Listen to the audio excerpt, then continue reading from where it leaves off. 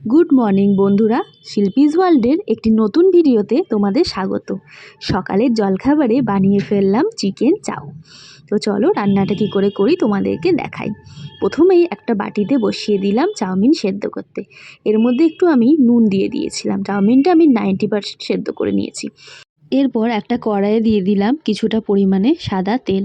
এর মধ্যে আমি দিয়ে দেব কেটে রাখা আলু কুচি আর একটু গাজর কুচি। এটা আমি খুব সুন্দর করে ভেজে নিচ্ছি। এটা সেদ্ধ হওয়ার জন্য আমি একটু ঢাকনা দিয়ে রাখছি। এবার এর মধ্যে দিয়ে দেব পিস করে কেটে রাখা কিছু চিকেনের টুকরো। এটাকেও আমি ভেজে নেব ভালো করে। এর মধ্যেই একটু আমি দিয়ে দেব সামান্য পরিমাণে নুন।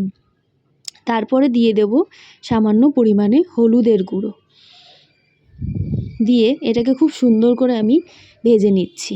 তারপর আবার এর মধ্যে দিয়ে দিচ্ছি একটু জিরের গুঁড়ো। এবার দেব একটু ধনের গুঁড়ো। তারপর আমি এর মধ্যে দিচ্ছি লঙ্কার গুঁড়ো আর একটু পেঁয়াজ কুচি। এগুলো সবকটাই আমি সব সুন্দর করে ভেজে নিচ্ছি। তারপরে দিচ্ছি একটু সয়া সস।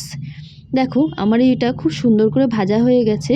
এটাকে আমি চিনি দিয়ে দিলাম যাতে একটুখানি ভালো স্বাদ হয়। এবার এটাকে আমি একটা আলাদা পাত্রে তুলে রাখছি। এবার ওই কড়াইয়ে আমি দিয়ে দিলাম কিছুটা পরিমাণে সাদা তেল। সেই তেলের মধ্যেই আমি দিয়ে দেব কাঁচা ডিম। ডিমটাকে আমি খুব সুন্দর করে ভাজা ভাজা করে নেব। খুব সুন্দর ভাজা হয়ে গেছে আমার ডিমটা। একটু তেল কম পড়েছে তাই একটু দিয়ে দিচ্ছি। এবার এর মধ্যে আমি দিয়ে দেব সেই সেদ্ধ করে রাখা চাউটা। চাউটা আমি এটার মধ্যে খুব সুন্দর করে মিশিয়ে নিচ্ছি। চাউটা খুব সুন্দর করে ভাজতে হবে।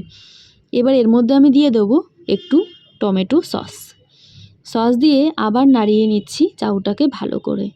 একটু তেল দিয়ে দিলাম যাতে চাউটা আমার একটু ঝরঝরে হয়। এবার এর মধ্যে আমি দিয়ে দেবো কিছুটা পরিমাণে গোলমরিচের গুঁড়ো। এতে টেস্টটা আরও বেড়ে যাবে চাউয়ের। এবার এর মধ্যেই আমি দিয়ে দিয়েছি সেই ভেজে রাখা চিকেন কুচি, গাজর কুচি, আলু কুচি। এটা খুব সুন্দর করে ভাজতে হবে যাতে চাউমিনটা খুব সুন্দর ঝরঝরে হয়। আমি এটাকে অনেকক্ষণ ধরে ভেজেছিলাম। তোমরাও যতক্ষণ পারবে ভাজার চেষ্টা করবে, তাহলে কিন্তু চাউটা ভীষণ ভালো ঝরঝরে হবে।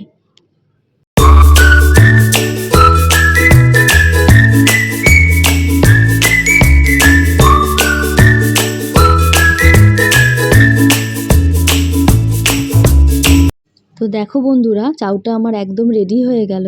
এবার আমি এটাকে পরিবেশন করব। তো দেখো আমি পরিবেশন করে নিয়েছি স্যালাডের সাথে, একটু সসও দিয়েছি।